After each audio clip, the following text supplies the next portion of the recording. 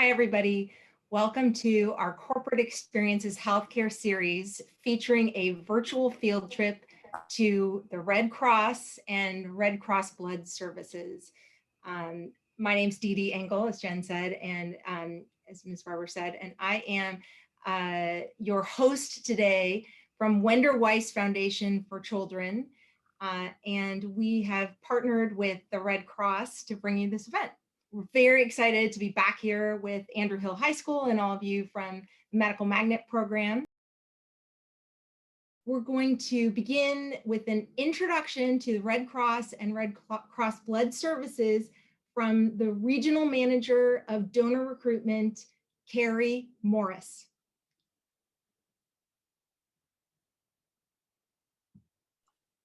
Hi there. Thank you so much for having us. We are thrilled to be here with you today and to share about blood donation and blood collections. We specifically work out in Northern California and help to stabilize our blood supply here in the area.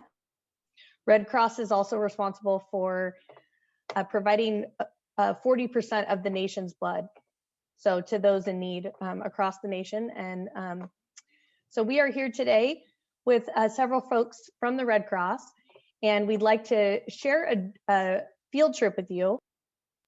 We're going to walk you through a blood drive.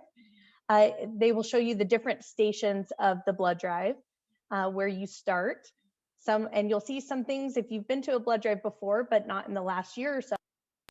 You'll see some things that have changed through COVID and adjustments that we have had to make. Janae Pope, one of our account managers, is going to be walking you through that blood drive. She'll show you each station, and we'll also follow a donor through her donation of a Power Red donation as well. So with that, let's jump into the field trip.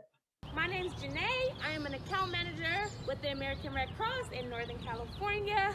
We're here at a blood drive in Lodi, California today. It's a special blood drive, and it's special because it is in honor of a little girl. Her name is Olivia. She's 7 years old, and unfortunately she has a brain tumor. But I want everyone to know she is seeking treatment and she's doing okay. So I don't want anyone to worry. But that's why this blood drive is special. I'm going to take you on a little tour, let you know what we do at a blood drive and how it works. And in honor of blood drive is really special. Our sponsors put that on to bring awareness to the need for blood, because every 2 seconds in America, someone needs blood. You ready to go inside? Let's do it.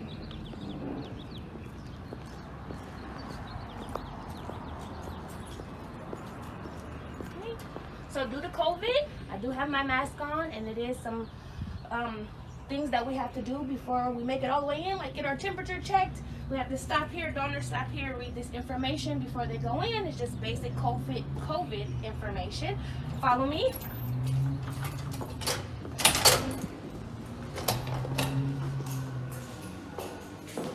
This is where I'm going to get my temperature checked. Everyone has to get their temperature checked before they enter the blood drive. This is our lovely machine here. I'm going to stand in front of it, hit scan.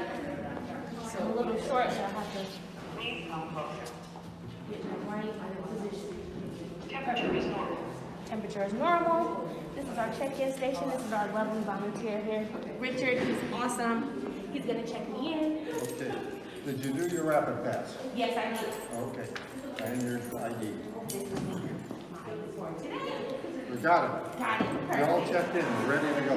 All right, so this lovely section over here is going to be our canteen. This is where our donors come and get their snacks, juice, cookies, crackers, water after they've given blood. Before you get to this lovely process though, you have to stop over here, which is our health history. This is like a mini physical. This is where I'll get my blood pressure taken and my temperature again. So this is where you have to pass everything in this section to make it over to our next section, which is where you're gonna get your blood drawn. I'm gonna jump up on the bed here. So after I'm done out of health history, I'll jump up here, like this. Roll my sleeve up. I'll take my blood here, wrap it in a nice red wrap, make sure I'm all secure. Then when I'm all done, I'll go to that lovely area that I showed you earlier to have my juice and my cookies. That's it. And with my one donation, I have the potential to save up to 3 lives. So the last station that I want to show you all is where we tap the blood. So this is after we've collected the blood in this lovely blood bag here. Our lovely Tracy has to Tracy has to scan everything in the computer here, and then she's going to pack it into these boxes, and then this is what we're going to take back to our warehouse and then send out to the lab to be tested. Hi there, I'm Carrie Morris. I'm the donor recruitment manager for Northern California. I work with the team that sets up all our blood drives here in Northern California. Hi guys, I'm Darlene. I'm a phlebotomist here with the Red Cross.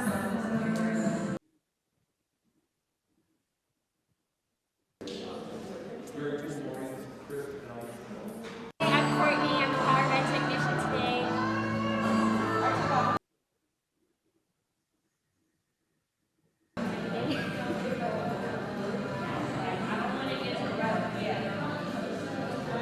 Bye guys, thanks for coming. All right. Well, we hope you enjoyed the field trip and had a chance to see a blood drive, especially if you've not seen one in the past. From here, we are going to go into an educational presentation from Janae Pope. It's time to go over the educational piece of the American Red Cross. You have gone on a blood drive tour with me and you've heard my story. So now it's time to go into more detail about why it's important to donate blood and why the American Red Cross collects blood. I have a PowerPoint and I promise you I won't read it word for word, slide from slide. If for any reason you want to look back at the PowerPoint, I'm sure that can be arranged. Do keep in mind as we go through it that there is some very important information on each slide. And again, if you want to review it at a later time, I'm sure there's something that we can work out. So let's go ahead and jump right into it. So what we're going to go over today is some information about blood, the market, operations, donors, sponsors, and blood drives. There is two different sides of the house for the American Red Cross. One side is disaster services, and they take care of victims who have been affected by fires or floods, things of that nature. And then the biomed side, which is the side that I work on, that's where we collect the blood. And on the biomed side, our mission is the American Red Cross Biomedical Services will fulfill the needs of the American people by providing our partners with safe, reliable, cost-effective, and sustainable blood products and related services. Blood and its components. Blood is a specialized fluid that delivers nutrients and oxygen to cells in the body and transports waste products away from the cells. So if you look over here at the little test tube on the right hand side, it gives you a breakdown of those components that we collect at the Red Cross: plasma, white blood cells, and platelets, red blood cells. And on the left, it gives you a breakdown of what each component does and why it's important. Whole blood contains red cells and white cells and platelets. Red cells carries oxygen from the lungs.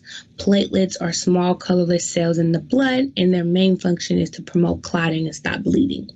Okay, plasma is the liquid portion of the blood, and then cryo is a portion of plasma rich in proteins such as clotting factors. As we go further into the PowerPoint, these components will be broken down again, but this is just to start us off. Okay, blood transfusions are part of modern healthcare. Every 2 seconds, a unit of blood is transfused to a patient in the U.S. And over here on the left-hand side, again, this is the breakdown of the components that we collect at the Red Cross. And red blood cells can last up to 42 days on the shelf. Platelets can last up to 5 days on the shelf. Plasma frozen is 1 year on the shelf, and cryo is also 1 year on the shelf.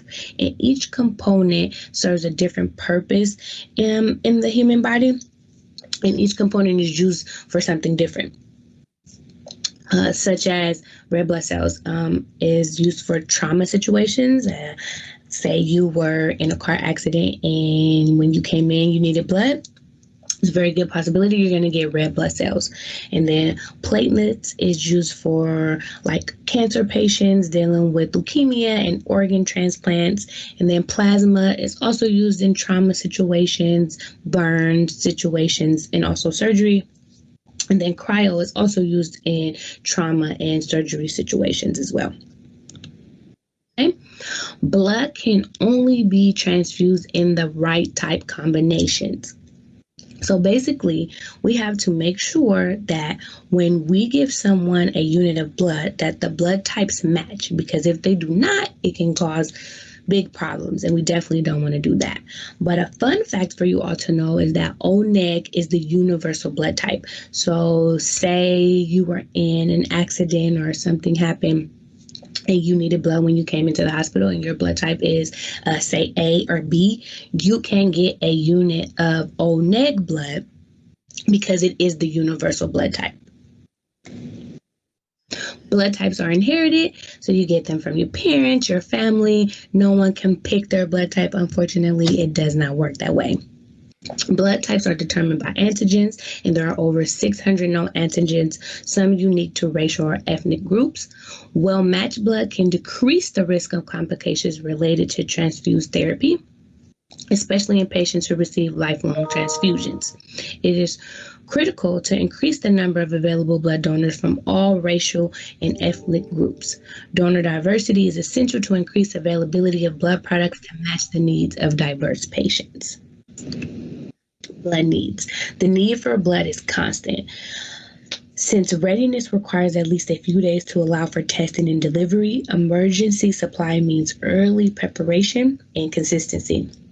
Every 2 seconds, someone in the U.S. needs blood, and I'm going to keep saying that, you guys, because if you think about it, 1,000, 1,000, somebody needs blood. Approximately 36,000 units of red blood cells are needed every day in the U.S. Blood cannot be manufactured, okay? That means that we cannot make blood. It can only come from volunteer donors, okay? And that's not going to change. We cannot create blood in a factory, in a laboratory. It has to come from volunteer donors. About 1.7 million people are diagnosed with cancer each year. Many need blood during chemotherapy treatments, some daily. Over 1,000 babies are born with sickle cell anemia each year, which often requires frequent blood transfusions throughout life. A single car accident victim can require as many as 100 pints of blood. Nearly 21 million blood components are transfused in the U.S. every year. The journey of donating blood. So step one is the donation. And that's when the donor comes in. They go through the whole process of registering and going through a mini physical, because we have to ensure that that person is healthy enough to actually donate blood. After the donation process, then we're going to send the blood for processing. And that's where the blood gets scanned into a database. And then that's where it gets separated. And then that's where the tubes are sent for testing. Okay. Then step 3, very important part, is the testing. Every single blood component that we collect is tested. And that's very important, of course. We test it for HIV and hepatitis and syphilis, things of that nature. And then step 4 is storage. And this is after the blood's been tested and it's packaged and ready to go to a hospital. Then that's where we have to keep it in a refrigerator. And like I told you, different components last for different amounts of time. So the storage aspect is very important. And then distribution, which is the last step. And that's where that's when we actually send the blood to the hospitals. Okay. The blood donation process. Donating blood is a safe process with sterile needles used once per donor and discarded. So I want to make that clear. We only use the needle one time. It's a brand new needle each and every time. And then after we're done, we get rid of it. Okay. The blood donation is simple and easy. It's just a few steps. You register, you check in, you go to the health history and have a mini physical. And then you actually go to the bed and give your blood. And then after that, you have cookies and juice. That's everyone's, favorite part. Okay. I want you to know that every donor is given a confidential mini physical. And that's where we check their temperature, blood pressure, pulse, hemoglobin, to ensure that it is safe for the donor to give. The actual blood donation of whole blood typically takes less than 10 to 12 minutes. The entire process takes 1 hour. But I want to make it clear, it's not going to be 1 hour of a needle in your arm. The whole process from your check-in to your mini physical, blood donation, refreshments, all of that is what actually takes an hour. People get afraid and think a needle is going to be in their arm for an hour, and that's definitely not the case. So I just wanted to make sure that everybody keeps that in mind. Donors must be 17 years old, 16 in some states with a parental permission slip, okay? And there are height and weight requirements. 84% of blood is collected at mobile drives, and a mobile drive is so cool. That is where we went on our tour, and basically we get places that will have us come in. We'll set up all of the equipment, and we basically are bringing the blood donation site to that facility. So a lot of businesses and high schools participate in this because it's easier for them to do a blood drive if we come to them. Okay, our blood programs and sponsors. Okay, so 84% of all units collected are at sponsored mobile blood drives. And again, remember, the mobile blood drives is when we take the blood drive to a certain location. As you can see, 29% is basically community blood drives, which can be like at community centers, or recreational centers, things of that nature. 21.1% is businesses. 15.3% is religious organizations, 6.3% is healthcare, and then government and military is 5.6%, and then education is about 22.6. So as you can see, education, community, and businesses really help out with the mobile drives the most. Okay, the successful blood drive. Staff schedules are set 4 weeks in advance. Tough to add, cancel, or change drives inside that small window. Drive should be booked 12 weeks in advance to allow both the sponsors and Red Cross to do proper planning and recruiting. Okay, so some people call and say, I want to do a blood drive next week. And that's just because they don't know the process yet. That's all. And part of my job is to explain that process to them and give them enough time to understand the process and the requirements that go along with hosting a blood drive.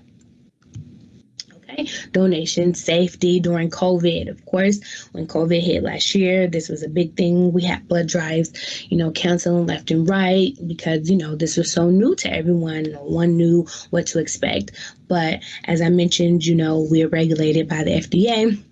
CDC is involved as well, and we have precautions that we must take during the pandemic. So we have temperature checks. Everyone must have their temperature checked before they actually enter the blood drive, and then they also get their temperature checked again when they're in the little mini physical.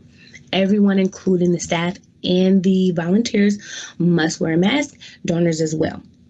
Okay, we clean each and everything after every single donor use. So one time a donor can go into the health history, and once they're done, we go and wipe it all down for the next donor. Okay, of course, we're practicing social distancing, and we're trying to make sure all of our stations are set 6 feet apart, and we try to keep our donors 6 feet apart as well. Testing for COVID-19 antibodies. So this was a big thing, of course, once COVID hit. Okay, so the Red Cross was testing for the antibodies. Okay, so the COVID-19 antibody test used by the Red Cross is available through emergency use authorization by the U.S. Food and Drug Administration. Test results may indicate if the donor's immune system has produced antibodies to the coronavirus, regardless of whether they develop symptoms. Okay, the Red Cross is not testing donors to diagnose illness. Okay, so just keep that in mind. This is to see if you have the antibodies in your system, not to see if you actually had COVID. Okay, individuals who believe that they may be ill with COVID-19 should postpone their donation. Okay, like other blood donation screenings, antibody testing is part of the blood donation testing process, which occurs at no charge to the donor. Okay, so we did not charge anyone to get the test for the antibodies. Okay, about the results. Donors need to have a successful donation to receive the COVID-19 antibody test results. Okay, per standard donation procedure, only successful donations are sent to our laboratory for testing. Donors can get the results of the antibody test by logging into their blood donor account on the blood donor app or online within 1 to 2 weeks after the donation. Okay, there's also plenty of places that you can visit on our website to get more information about the testing and what it entails and things of that nature. But this was something that Red Cross was very happy to offer, and I know that there were a lot of donors who were very happy to receive this test. Okay, of course, I want to thank you all for your time. I hope that this has shed a little bit of light for you about the importance of donating blood and why we at the Red Cross do what we do. At the end of this, I just want to share this last video with you. It's very heartwarming, and I just want you guys to watch the video in its entirety because it's very important, and I'm telling you, it's going to touch you.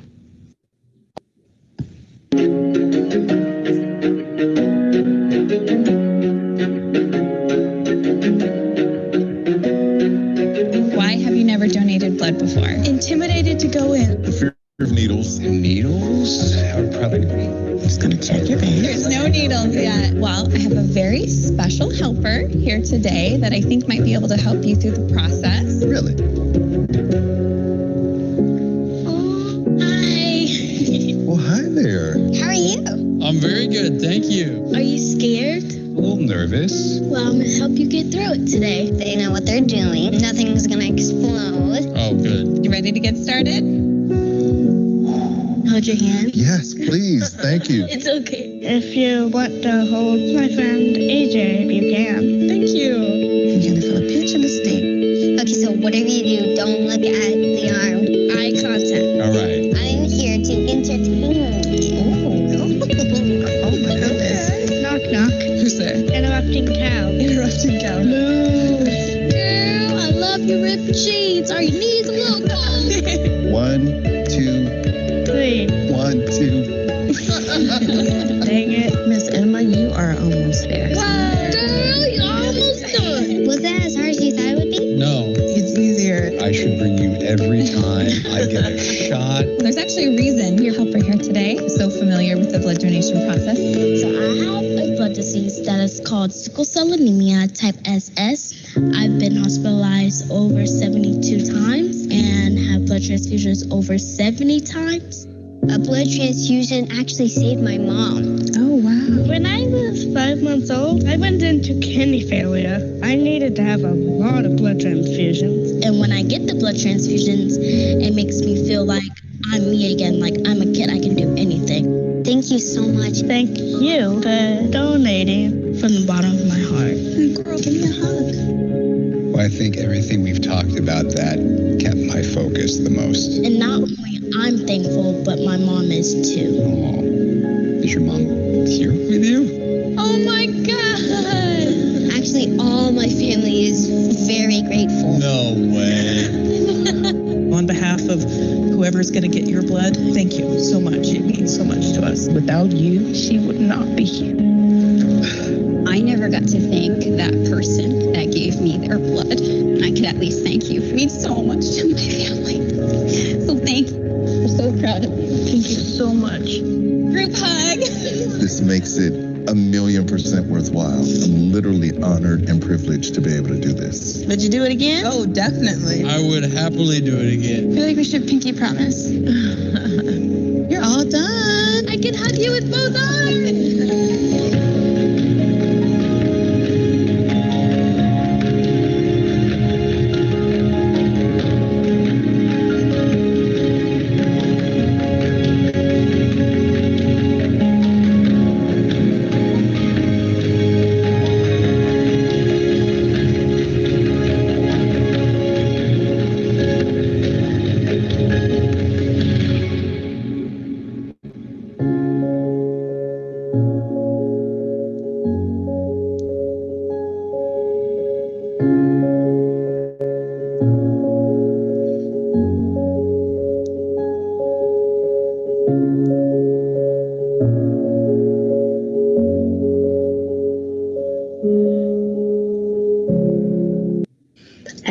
mentioned, again, thank you so much for taking the time to go through this PowerPoint with me. Please remember that every 2 seconds in America, someone needs blood. So if you're eligible or you know someone that's eligible, please encourage them to go out and donate blood. As you can see, you can touch so many lives with that one donation. So again, thank you. If you guys have any questions or need anything, please, you can reach out to me. You guys have a wonderful day. Thank you so much.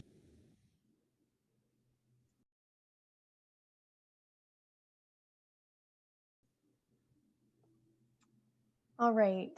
Well, I hope you enjoyed Janae's educational presentation. I hope it answered some questions for you and brought light the need for blood every single day. So with that, we will jump into 4 videos from folks that work here with us at American Red Cross. We've got 2 phlebotomists, as well as our trainer who trains all of our phlebotomists for getting ready to be out in the field, as well as Janae Pope, our own account manager that you just heard from as well, and learn a little bit about their personal stories as well.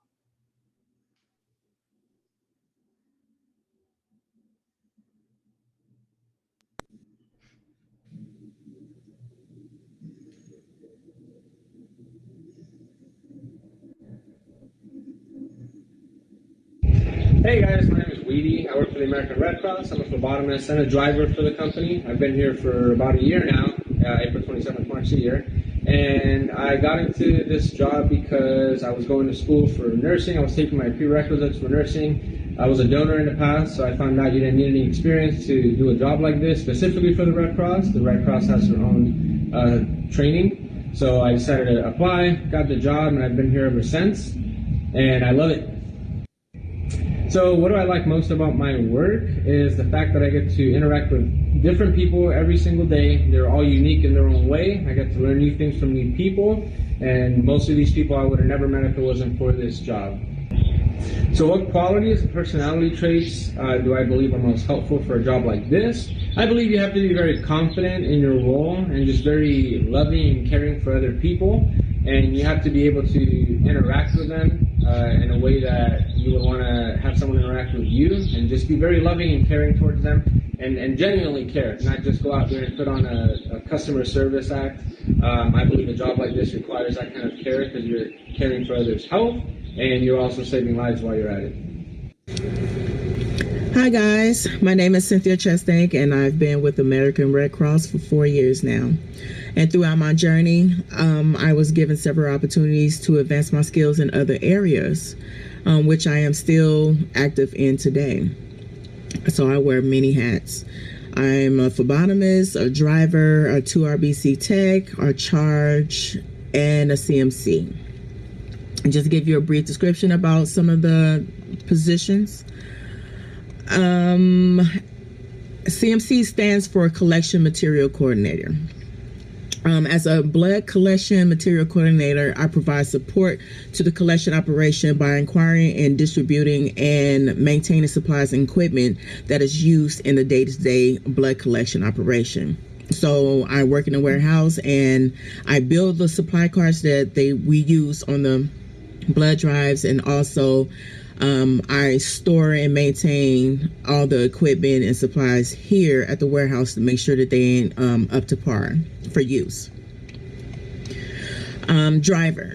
The driver, basically, I load and unload the vehicles and assist with transporting the equipment and supplies to and from the drives, and assist with the setup of the collection drives upon arrival. And phlebotomist. The phlebotomist, I'm the person who conducts the draw on the donors, the person who performs the blood collection, and we have to ensure that the donation meets goal and regulated requirements to make sure it can be safely transfused to others. As a phlebotomist, or if you work in any medical field, you must have compassion, good customer service, and patience as well. That's very important.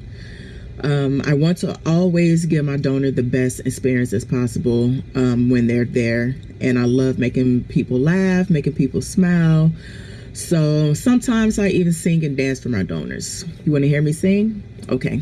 You ready? Just kidding. I try to personally connect with my donors and listen to their stories. I love to listen to the reasons why they're donating. And I also try to help them understand the value of their donation. The 2RBC technician. The 2RBC technician performs the same task as the phlebotomist. The only difference is we utilize a MCS Plus machine, which collects double of the red cells, and we return your platelets and your plasma back to you using saline solution, which allows you to be more hydrated after donation and allows you to feel better. It is completely safe. It's a completely safe process. Nothing touches the machines at all. All donations are completed with individual kits for each donor. There are two important things that I would like for you to remember if you ever decide to donate, or if you know someone who wants to donate. You have to make sure that you eat a very healthy meal at the beginning of the day, and drink plenty of water days before coming in donation. This will help prevent any possible reactions, and it also allows the veins to kind of expand.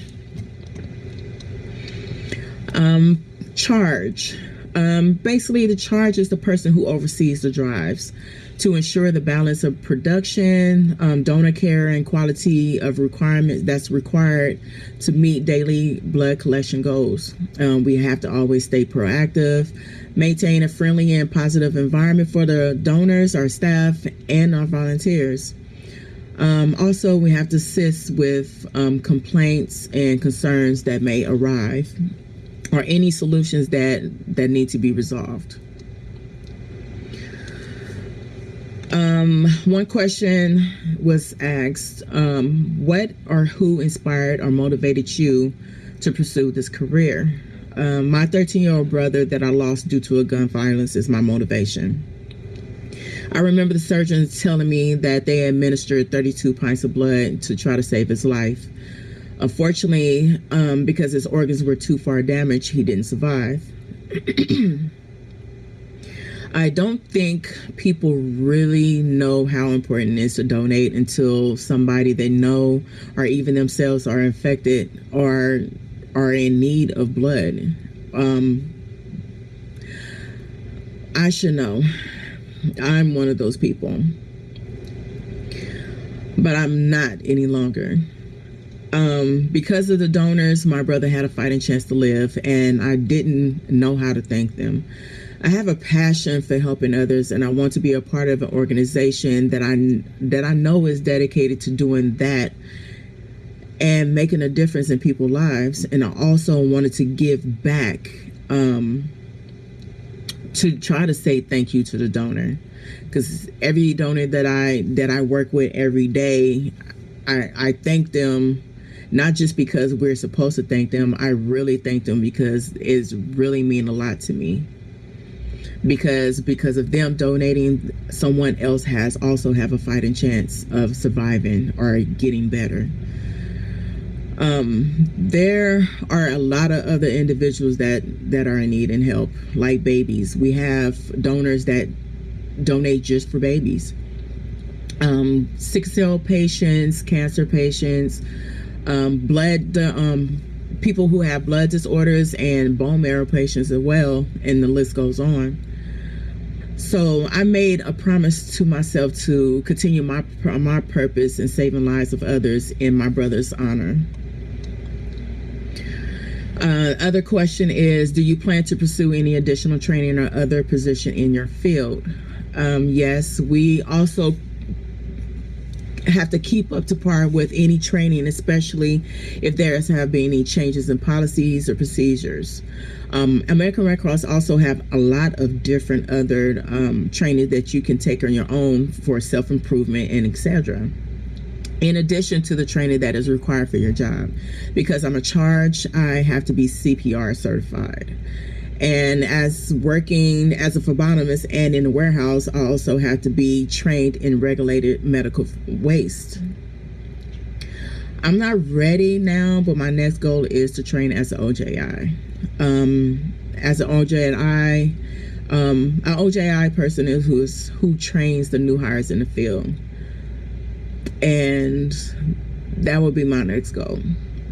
So I'm at the end of my time. Just want to say thank you guys for listening, and I hope to see you at the next donation.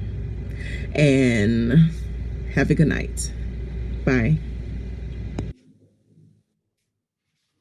Hello, my name is Abiba Fitzgerald Brito, and I'm here today to talk to you about what it's like to be a technical trainer for the American Red Cross. My main function is to teach staff new skills. Those skills include mainly automated collection, such as platelet, plasma, and RBC extraction. The typical class time is about a week in the classroom with me, and then they will go out to their respective sites where they will work with an on-the-job instructor who will help them to become familiar and competent with the processes that they were trained on. There is both vendor training coming straight from the manufacturer, as well as the Red Cross procedural documents that are reviewed when they come into the classroom. I've often been asked, what are the traits that make a good instructor? So the main ones that I found to be most important are patience. There's going to be a lot of questions that your staff will have, and you want to make sure that you are well versed in all of the subjects of which you're teaching. So that means spending time reviewing documents and making sure that you are prepared to answer those questions. And if you don't know the answer, that happens sometimes as an instructor, we can't know everything, but make sure that you ask questions and get clarification prior to presenting that material. Another thing is prep your materials ahead of time. Print out all of the documents that you're going to need in your class so that you're not having to take time out of your day to run and print off materials. Another thing with adult learners, we come in with a lot of experience, and we want to make sure that we respect the fact that they have this experience and use it in a positive way to help them learn. So anybody who is thinking of being an instructor for the American Red Cross, it's a wonderful opportunity to be involved in a process that helps to save lives. I've been here in education again for about 15 years, and it has been a wonderful experience. Thank you so much for taking time out to listen today. Take care. Hi, my name is Janae Pope, and I am an account manager with the American Red Cross in Northern California. And as an account manager, I have to make sure that we have enough blood drives each and every month in my assigned territory to supply the hospitals with the blood products that they need. And I must say that working with the Red Cross has been an amazing journey, and I'm truly thankful for that journey. And something that's really neat about the American Red Cross is that they will train you. All of the training and skills that I have acquired have been through the American Red Cross training programs. And I'm sure you all know that there are companies that want you to come in already knowing something or having a skill, but the Red Cross will show you how to do the jobs there. And that's something that's really neat about working for the American Red Cross. When I started at the Red Cross almost 14 years ago, I was fresh out of high school.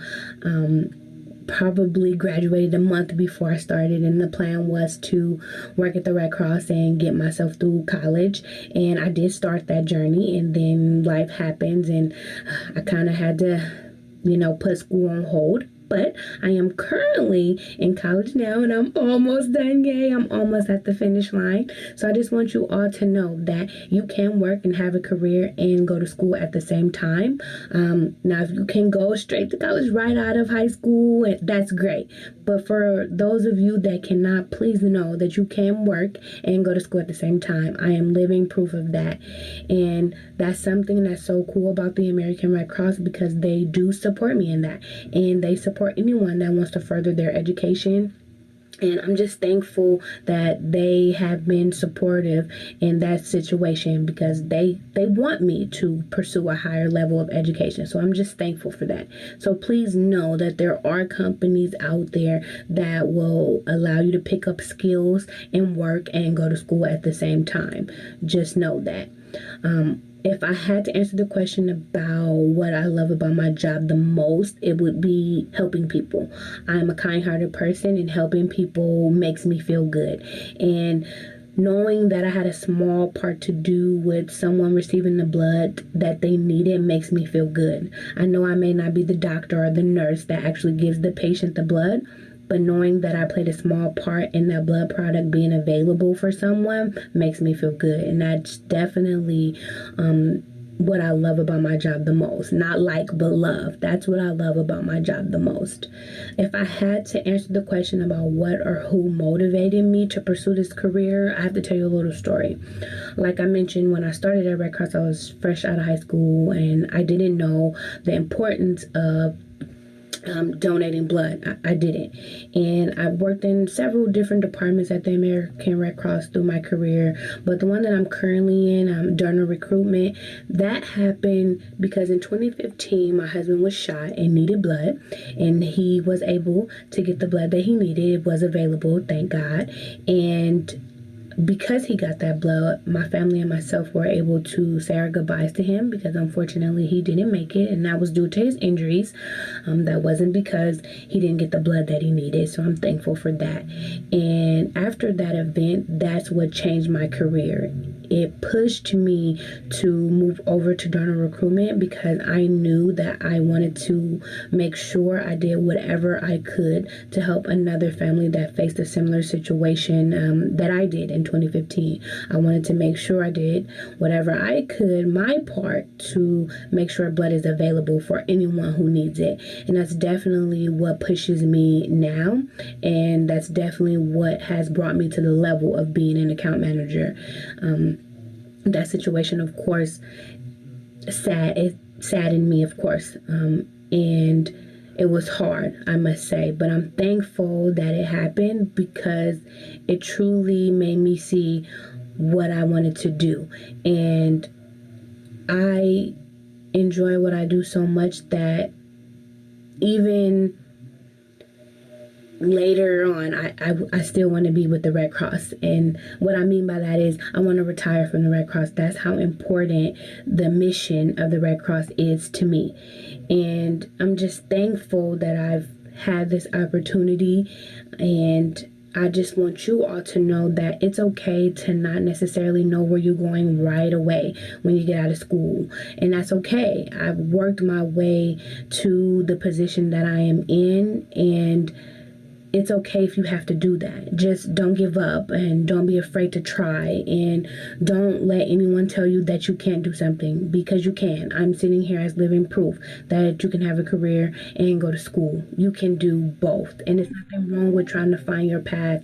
You don't have to know it right away. It's nothing wrong with that. And I just want you all to know that you can do this no matter what. If you go to school, as soon as you get out of high school, you can do it. Don't give up. Don't stop. If you have to work and do school at the same time, you can do it. Don't give up. And don't let anything deter you. And again, the Red Cross is special to me and will always be special to me. They've shown me so much, and in a way, I feel like I've grown up at the Red Cross. And once you find the place that you belong, you'll know.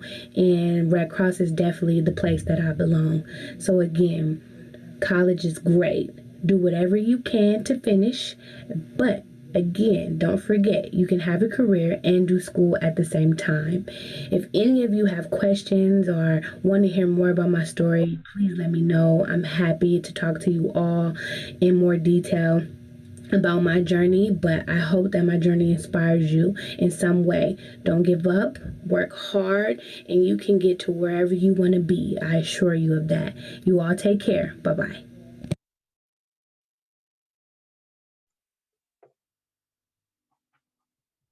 Well, we hope you enjoyed the stories and learning a little bit more about some of the various jobs at American Red Cross. I think, and Janae, thank you again for sharing your story. It is touching and gets me every time. So thank you so much for sharing. I do want to give Joanna a minute to jump on camera as well. And thank you, Joanna. And we've got lots of questions, and it looks like more have come through. So I know we don't have a ton of time, so I'm just going to dive right in. So Janae, you want to tell us what a day on the job looks like? Yes, of course. So for the start of the day, the collection staff go to our warehouse. That's what Cynthia was talking about. She prepares all the materials that the staff go and pick up on the day of a blood drive. So they have to pack the truck. We have these big trucks. They're like U-Haul trucks. And we have to pack all the equipment to take it to the facility where we're going to hold the blood drive. So that must be done first. So those staff members do have to start earlier than the other staff members to get the truck ready to go. Once we get the truck to the location, then we have to unload everything and set everything up. And then we have to, check our equipment and everything to make sure things are working properly. And then we have the blood drive, and that's where we went on the tour, and our donors check in, they get their blood drawn, they have their cookies, and then they go home. So that's pretty much, how our day-to-day goes. We have about 6 to 7 blood drives a day. As an account manager, because that's pretty much for the collection staff, we have to ensure that the space is ready to go and everything that the staff need to make it a successful day is also ready to go. And we have to also be there for any donor questions or anything like that if we're needed for that type of thing. Awesome. Thanks so much for that. So one of the questions was, what's the craziest situation that you've had at a blood drive? And I'll say, while it's not crazy, we've dealt with power outages and natural disasters, and Janae can attest to this. We deal with we get thrown a lot of curveballs. But I will say one of the more unique drives that I ever got to work on was with a CAL FIRE firefighter up in Tuolumne County who was 20 years old when he was struck by on his motorcycle by a truck. And he was rushed to the hospital, used 100 pints of blood. Unfortunately, he did not make it, but each year his dad wants to replenish those 100 units of blood that he used. And he hosts a drive that is sponsored by all of the fire departments in Tuolumne County. So really unique situation in that he took his tragedy and made something really positive out of it. Joanna, what led you into this career, and who or what inspired you? So I would say almost similar to what Janae had shared, and maybe even Cynthia in their stories, but I would say that this job and the American Red Cross found me. It started out as something temporary. I was really good at Excel in Microsoft, and they needed a project having to do with Excel. And 12 years later, I'm still here. I think what got me to stay is the people. I had a really great team that I worked with. And then really learning more and more about the need for blood, finding out that only 38% of the population is eligible to donate and only 5% actually donate. I was like, that's not a lot of people. Like, I want to help, let people know, because I didn't know. I was 22 and I didn't know that there was a need for donating blood. So I was like, okay, now I know, and now I want other people to know. And then shortly after starting at the Red Cross, my grandmother needed blood for a heart surgery that she was having, and I was so thankful that there was blood. And it can be routine, and you just need to have a blood transfusion, just like 1 unit, but having that 1 unit available helped her just have a smooth surgery and then just go on. And so that was huge, and just being able to be part of something that helps get blood in hospitals year round in the middle of the night when they need it the most. Awesome. Thank you so much for sharing. So we had a lot of questions about how long it takes to become a phlebotomist and questions around the training. So we do not require anything outside of a high school diploma in order to come into our phlebotomy program. As Abiba talked about, we do all the on-the-job training. We actually just launched a completely new program with our collections training. And basically you will do a combination of virtual learning And it's kind of cool. They send out 3D virtual learning glasses, and you'll also be out in the field and learning and honing your craft. And the whole process start to finish is 6 weeks. And in 6 weeks, you're out on the floor and taking blood, and you are working as a full-time phlebotomist. The questions also touches on what skills or qualities are most important. I think you probably got a sense from the videos that compassion is huge, right? And Weedy talked a bit about, it's not really just about customer service, it's about connecting with folks and really genuinely caring about them. So that I would say is the biggest thing, is having the willingness to work with folks, especially some folks that might be nervous about donating, and and just continuing to push and learn and hone your craft. Janae, you want to talk a bit about where you grew up, went to school, and then did your background influence your career choice? I know you talked about it a bit in your video as well. Right. So I grew up in Oakland, California. I went to high school at Skyline High School, which is a very popular high school in Oakland. I would say that growing up, I was very involved in church. That's part of my family's background.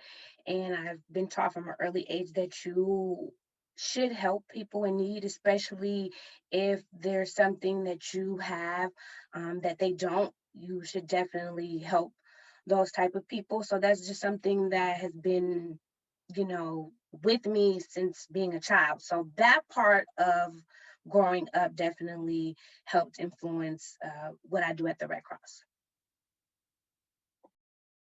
Awesome. And with that, were you thinking about your career in high school?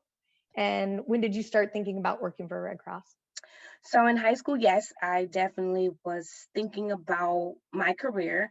And like I mentioned on the video, the plan was to work at Red Cross is to really help myself get through school. And then I really wanted to go into like the world of counseling or therapy.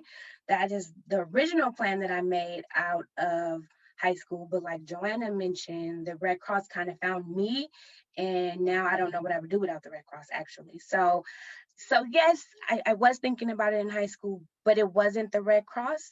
It just happened to turn out that the Red Cross is what I was going to be doing, and that's what I was looking for. And I picked therapy, and I'm, as I mentioned in the video, I'm going to school right now for that, but Red Cross is where my heart is. And I just wanted to make sure that I finished school because it was a personal goal for myself. And I want to show my family that, I can do it, but Red Cross is where I want to be, and nothing will change that. Well, we're glad to hear that. We want you to stick around. All right. And while I would have loved to have a phlebotomist on the call with us today, they are all out in the field. We've got a lot of blood drives going on today, and they are out collecting a much needed blood products. So the question was, what are your favorite aspects of being a phlebotomist? And what I would say is, I think most of the folks, and Janae or Joanna, you could chime in, but I believe most of our folks feel that they're making a difference.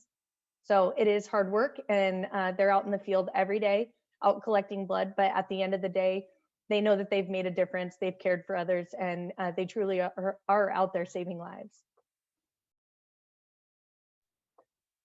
Well, Janae, I don't think you're gonna say yes to this, but have you ever felt overwhelmed or frustrated on the job? And if yes, how did you cope with it?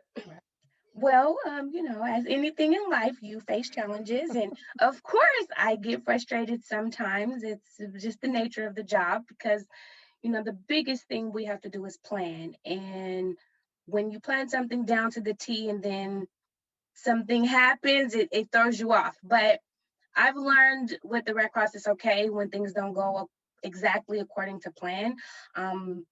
I just have to jump in and figure something out to now make it work, since my first plan didn't go so well. So it's just about, trial and error as well too. So of course, yes, I get frustrated sometimes, Carrie. You've heard me vent, but it's nothing that would deter me from doing it. It's just, like I said, things that happen that you didn't plan for, but you have to make the best of it. You know, when life throws you some lemons, you got to make lemonade. That's right. Even the best laid plans. Right. We spend, like Janae said in her video, we spend 12 weeks for the most part planning these blood drives. And even still, with all the planning that goes into place, like I said, natural disasters, power outages, or Janae, you a couple weeks ago, both. Right. Yeah. Exactly. So Right. yes, thank you so much. And you talked about a little bit about this, but what would you say the biggest challenge that you face most often day to day in your job is? Well, one of the biggest things I would say is getting the donors to come in and getting the donors to sign up.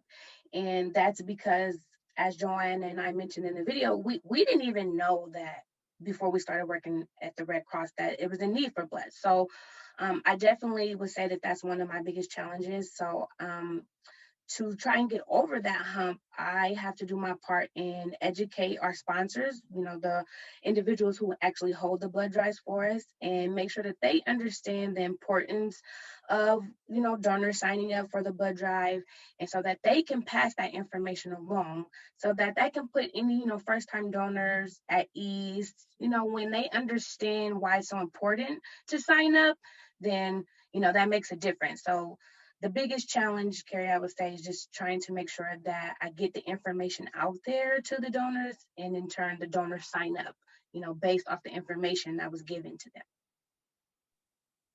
Yeah, and if Absolutely. I can add to that, I know we talk, Janae, Carrie, and I we'll talk about the inverse of sometimes you have people come and you might have to turn them away because we have too many people for that day, or something happens, right? Again, something outside of our control happens. Maybe we have less people working that day, or for whatever reason. And then you have to tell someone who actually wants to donate. And we're like, we worked so hard to get you here.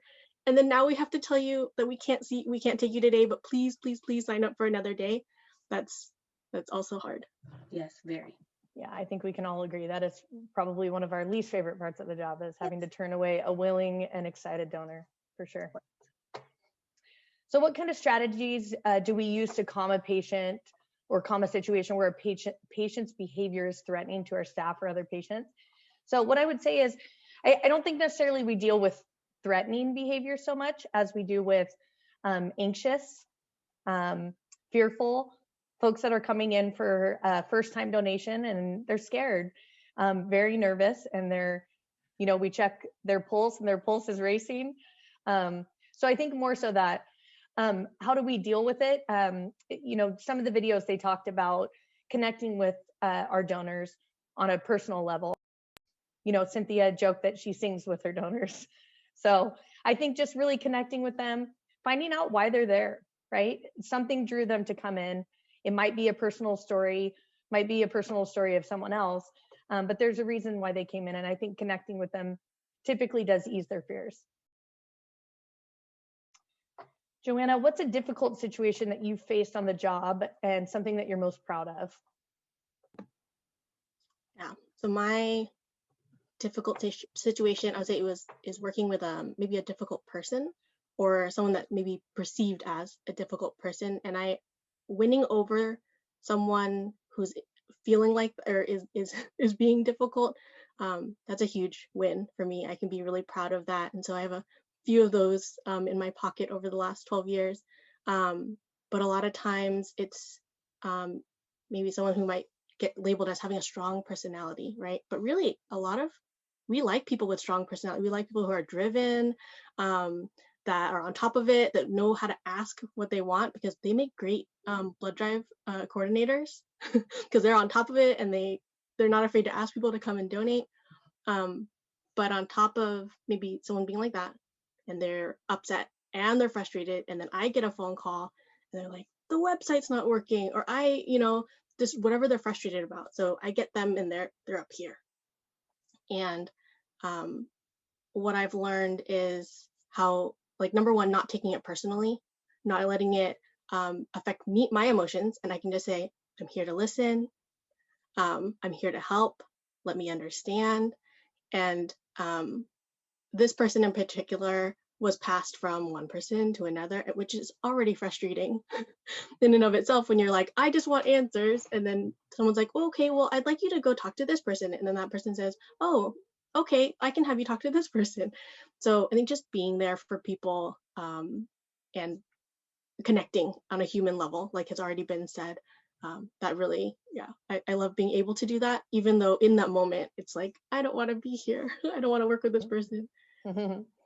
Yeah, and I definitely get what you're saying. And sometimes we do deal with folks externally who are feeling challenged or frustrated or what have you.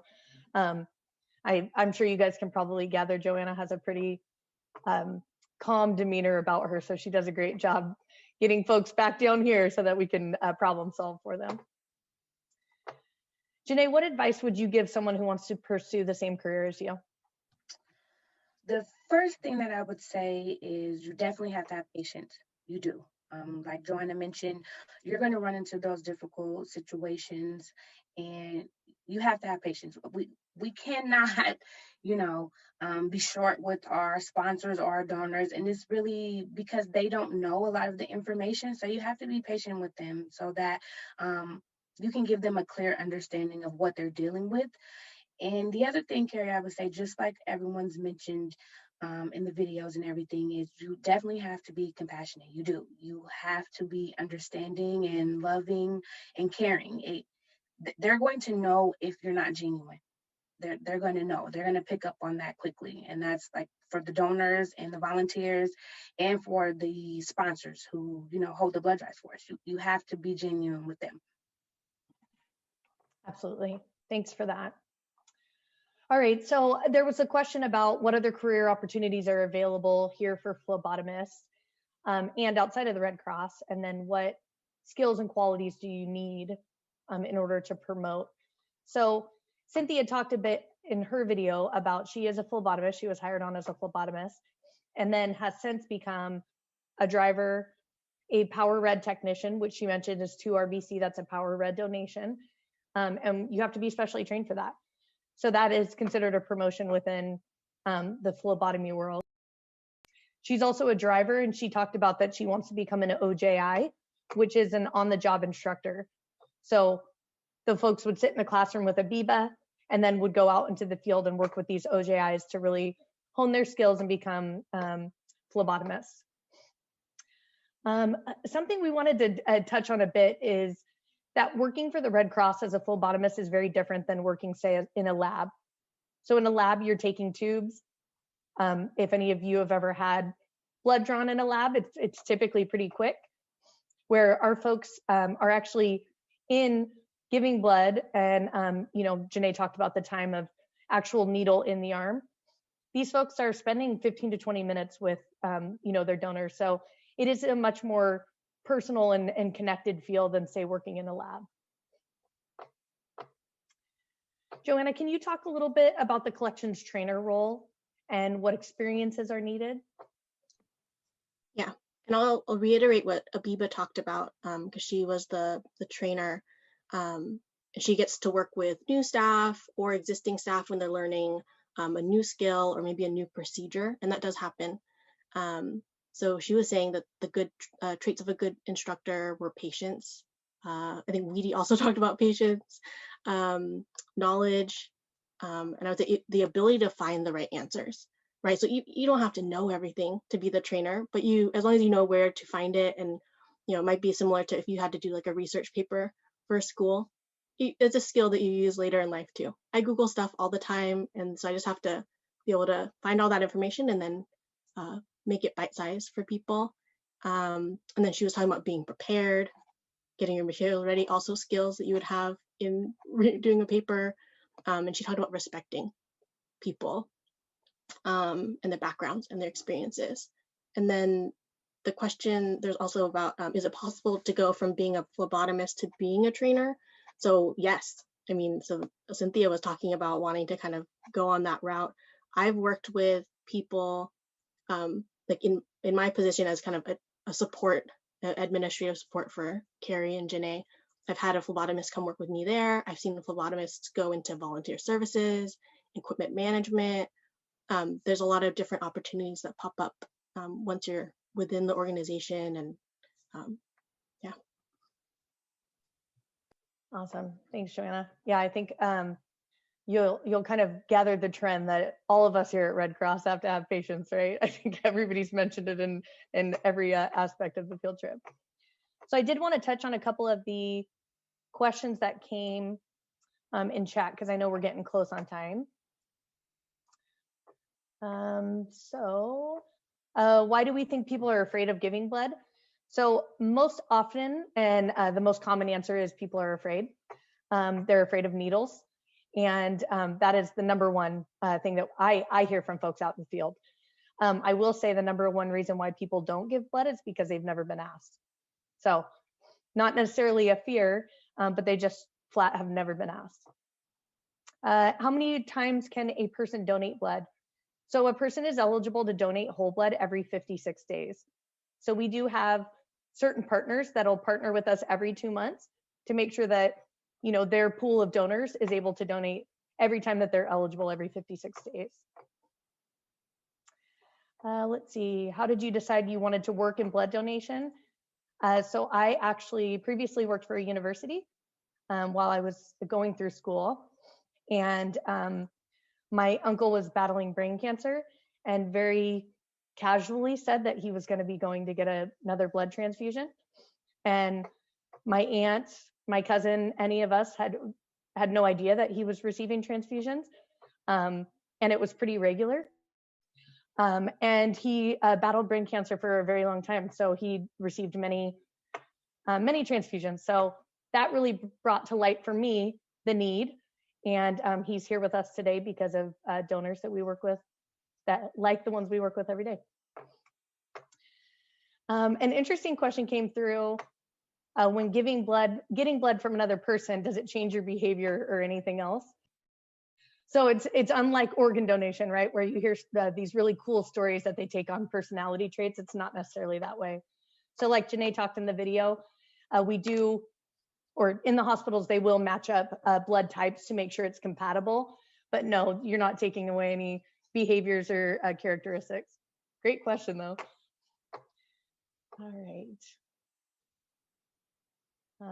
How difficult, actually Janae, I'm gonna let you take this one. How difficult was it to transition into COVID-19 guidelines for blood donations? So you've been out in the field since late February and all the changes, and our favorite word, pivot, right? So I'll let you take this one. It was definitely a challenge, of course. Like I mentioned, this was something that was new to everybody. It was new to the world. It was new to the world of donating blood. So it was definitely a transitional period for sure.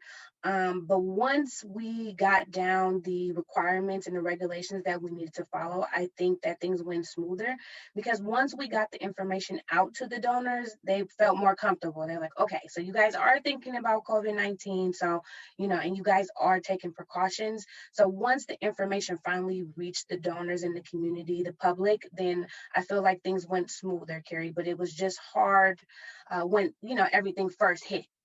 Because, you know, people were scared just to even go to the grocery store. So coming out to donate blood was, you know, scarier than that. But once we got the information out, I think it was a smoother transition. Yeah, it's been an interesting ride while we've watched, you know, we've called it the roller coaster, because when COVID first hit, everyone was locked down. The need for blood went down because folks weren't driving. There were not as many accidents. People were postponing surgeries and things like that. So the need went crazy down. And we kind of had to adjust our collections based on that, which kind of ties right into one of the questions was, after the blood expires, how do you dispose of it? So blood does have a 42-day shelf life, which is why myself, Joanna, Janae are out there every day trying to collect the blood that we need to make sure that we've got blood on the shelves for the patients in need. With that, we really try not to dispose of any blood products, but it would be disposed of in a biomedical biohazard. One really cool thing about Red Cross is because we support so many different hospitals, if the blood is not used here locally, it will be moved to somewhere where it can be used. So because we have such a huge network nationwide, very seldomly are there going to be products that are not going to be used. Something I learned early on that was really touching to me was we have hospital contracts, but if we have a hospital reach out to us that needs blood and we are not contracted with them, we will still provide them with blood products. Because one, we don't want that blood to go to waste, and two, we are in the business of saving lives. So whether they're contracted with us or not, we will supply those hospitals with that blood. So, and I know we're probably getting close to the end of class time. I don't know, Dee Dee, if you want me to continue on with a couple of questions, or if we want to. Jen, Ms. Dangerfield, I'm going to defer to you. Do we have a few more minutes? We do. Yeah. Okay. I do want to leave maybe 2 or 3, maybe about 2:15. We wrap up at least for the survey part. But yeah. Absolutely. Okay, very good. Just didn't want to run into any of your stuff. No worries. Thank you. All right. So Janae, what is one of the favorite parts of your job, and what parts would you want to change?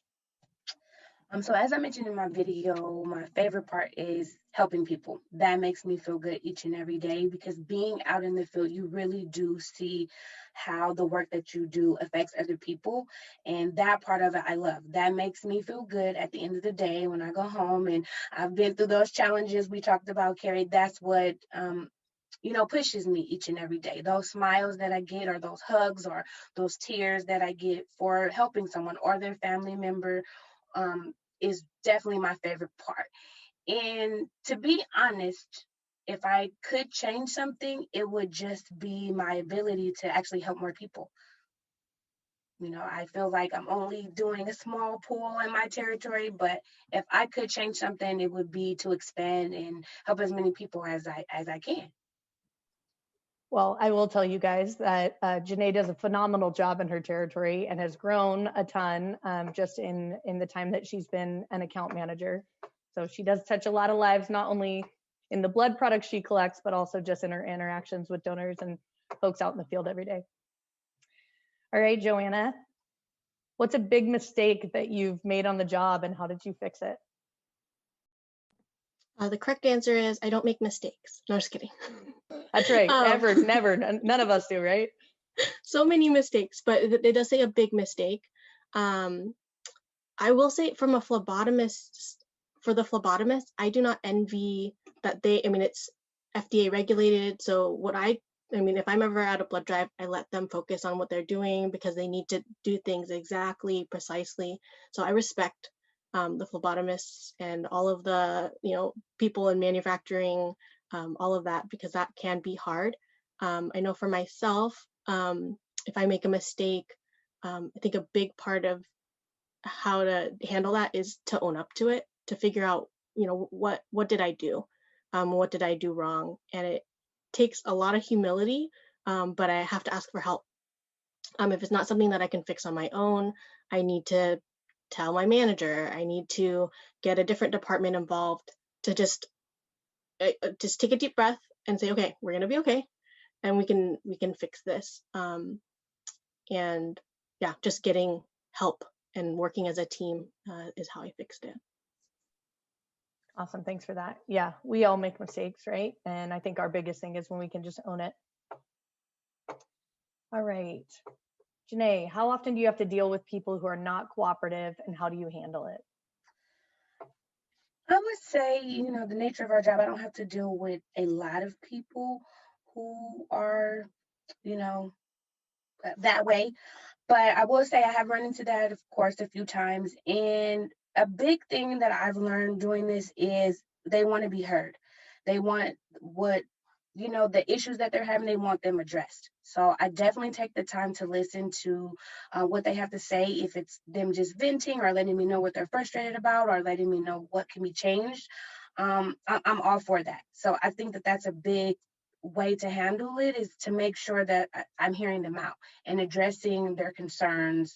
And we run into that sometimes, Carrie, when we have these BPLs, like we mentioned on the field trip. That was an in honor of drive.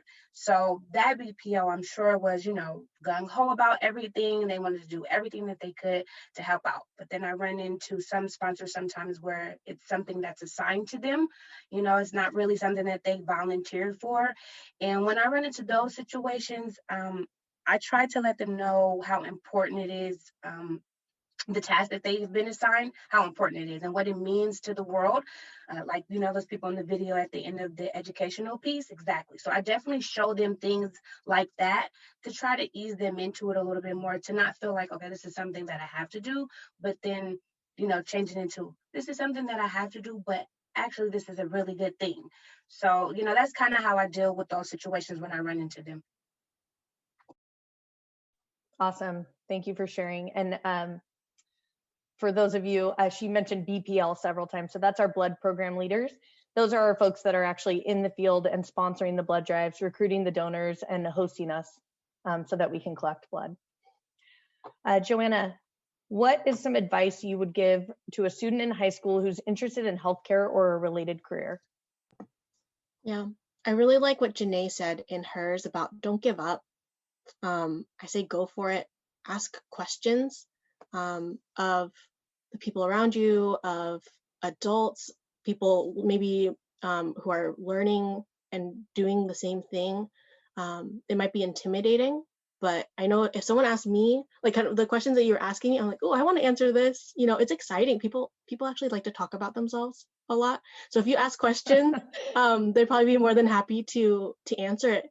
And but it's that step of asking someone who can help have those answers. And I would just not shut out any options just because you feel like something might be intimidating. If you're like, oh, I don't know if I could become a nurse or a doctor or whatever that thing is, there might be other ways you could do that same thing and it'll just look a little bit different, maybe a different job title.